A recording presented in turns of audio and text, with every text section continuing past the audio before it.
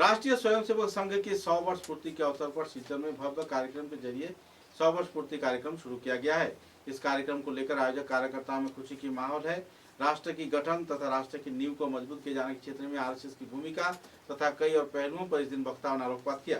बाद में कार्यक्रम के अंतिम चरण में पत्रकारों के साथ बातचीत के दौरान राष्ट्रीय स्वयंसेवक संघ के कार्यकर्ताओं ने विस्तारित तथ्य उजागर किए और आने वाले दिनों में किए जा रहे गतिविधियों के बारे में भी खुलासा किया।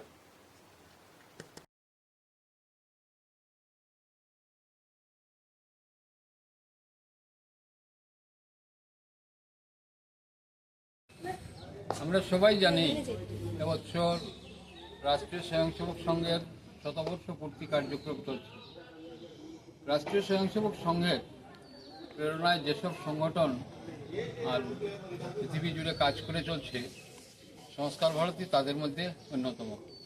সাংস্কৃতিক ক্ষেত্রে কাজ করে সংস্কার ভারতী এবং এই সংগঠন রাষ্ট্রীয় স্বয়ংসেবক সংঘেরই প্রেরণায় গঠিত একটি সংগঠন। যেহেতু শতবর্ষ চলছে, তাই সংস্কার ভারতীর অখিল ভারতীয় পর্যায়ে দুটি সিদ্ধান্ত নেওয়া হয়েছে।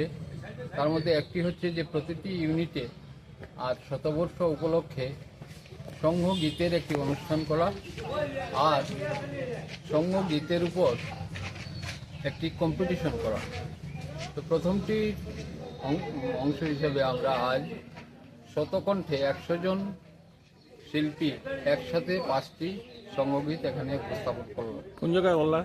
আমরা গুরুচরণ বিশ্ববিদ্যালয়ে আর এই অনুষ্ঠানের আয়োজন করেছি। এখানে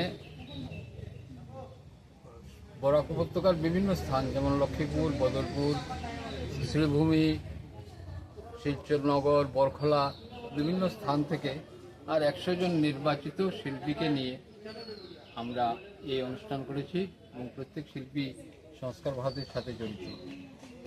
আমরা আগামী অনুষ্ঠান করব, প্রতিযোগিতার অনুষ্ঠান হয়তো আগামী জুলাই মাসে আমরা সেটা করব সংগীতের উপর। আর শিশুদের মধ্যে, শিশুদের থেকে উচ্চ মাধ্যমিক পর্যন্ত 4টি বিভাগে এই সংগীতের আর কম্পিটিশন হবে। ধন্যবাদ।